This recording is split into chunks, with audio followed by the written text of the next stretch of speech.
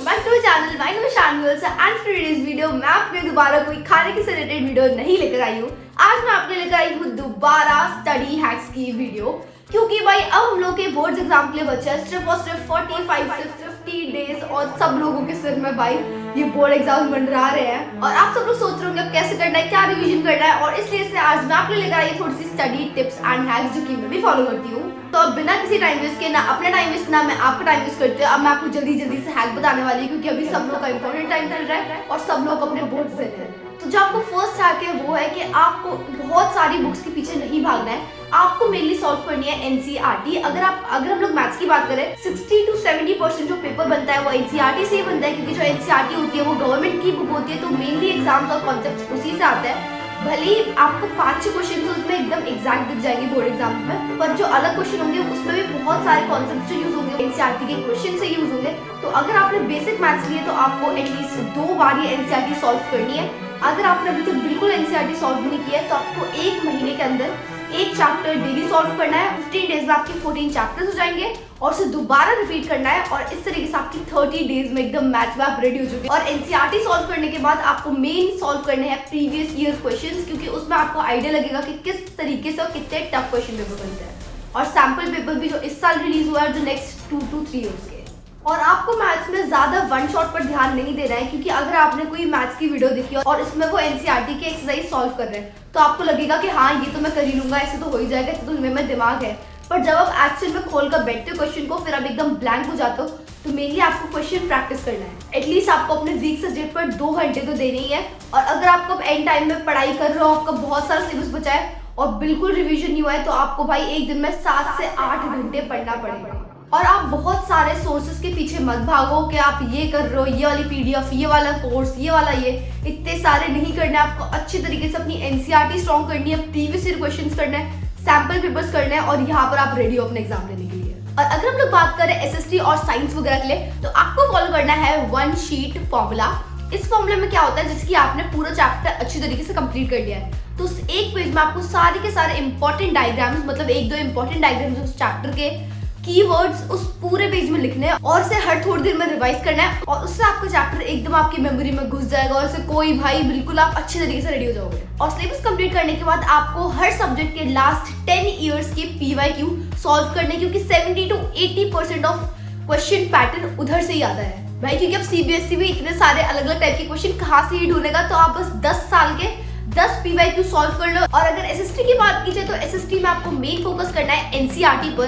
पहले आप यूट्यूब से कोई वन शॉट देख सकते हो, अपने नोट्स रिवाइज कर सकते हो, उसके बाद आपको मेनली एनसीईआरटी को रीड करना है, क्योंकि उससे आपको बहुत ज्यादा हेल्प मिलेगी। और जो एनसीईआरटी के बैक क्वेश्चंस होते हैं थोड़े से, उन्हें भी एक बार रीड कर देख लो कि आपको आता है फिर नहीं, उससे भी आपको बहुत ज्यादा हेल्प मिलने वाली है। और एसएसटी में भाई NCERT reading is the must. और अब क्वेश्चन आता है कि आपको बोर्ड में पेपर कैसे लिखना है कि एग्जामिनर खुश हो जाए आपकी शीट को देखकर।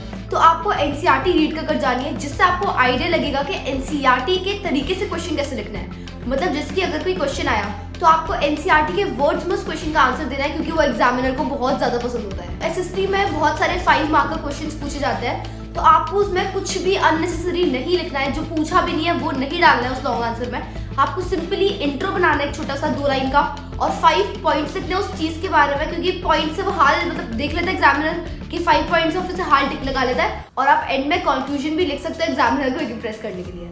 और आपको अपने बोर्ड एग्जाम की स्टार्टिंग अच्छी करनी है, ताकि जो इंट्रो हो वो देखकर ही मतलब एग्जामिनर को लगे कि हाँ भाई थोड़ा अच्छा बच्चा है ये, और उसे मार्क्स दे सकते हैं। अगर आप स्टार्टिंग में कोई ऐसा सेक्शन चूज कर लोगे कि जिसमें आपको नहीं आता ज्यादा क्वेश्चंस, तो फिर उसका स्टार्टिंग में ही लगेगा कि मतलब आपको ज्यादा कुछ आता नहीं है। और अभी फिलहाल आपको कोई भी नई बुक नहीं पकड़नी है, जो है आपके पास उसे ही सॉल्व करना है, उसे ही रिवाइज करना है, क्योंकि अगर आप ज्यादा बुक्स ले लोगे तो आप कंफ्यूजन के अलावा आपको कुछ नहीं मिलेगा।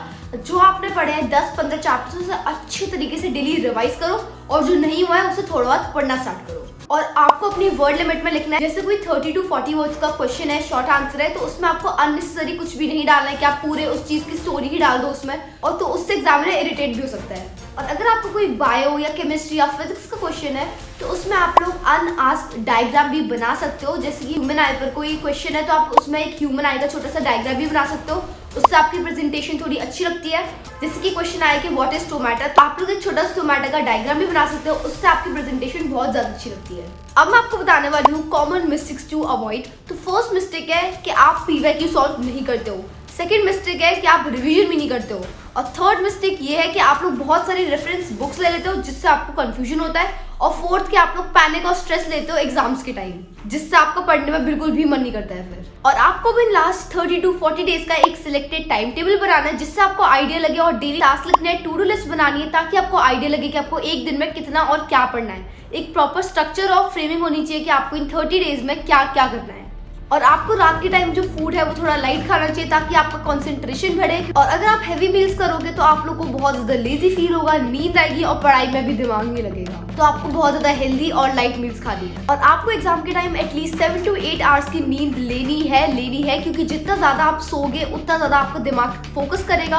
और आपको ज्यादा भी नहीं सोना है 12 घंटे, बस हाँ 7 to 8 आवर्स आपको कंपलसरी है नहीं। और जो मेन चीज है जो कि मैंने आपको हर वीडियो में बोली है वो है कि आपको सबसे पहले अपने हाई वेटेड चैप्टर्स को ढंग से रिवाइज और उसके पीवाईक्यू सॉल्व करना है। और 12 घंटे पढ़ने से अच्छा आपको 5 घंटे फोकस स्टडी करनी है। और आप लोगों को फॉलो करनी चाहिए ब्लाइंड पेज टेक्निक। इसमें क्या होता है, आपने जो भी पूरे दिन में पढ़ा है उसको आपको एक पेज में समराइज कर लिखना पड़ता है जिससे आपको पता चलेगा कि आपको कितना याद है और कितना नहीं। जैसे कि अगर आपने एक दिन में 2 चैप्टर्स को रिवाइज किया तो उस रिवाइज की हुई जो पूरी समरी आपको दिमाग में है उस पूरे को आपको एक ब्लैंक पेज में लिखना है, without any video, without any book, without any one shot. और फिर देखना आपको कि कितनी चीज आपको याद है और कितनी नहीं। और इससे आपको पता चलेगा कि आपकी प्रिपरेशंस कैसी चल रही है। और लास्ट चीज ये है कि आपको बिल्कुल भी स्ट्रेस नहीं लेना है क्योंकि भाई एक 10th का पेपर से कुछ नहीं होगा अगर आपके कम मार्क्स भी आ गए थोड़े बहुत। और अब आप लोग कमेंट सेक्शन में बताना कि आपकी भी प्रिपरेशन कैसी चल रही है। तो अब मैं आपको मिलती हूँ अपनी नेक्स्ट वीडियो में, तब तक के लिए bye bye and best of luck.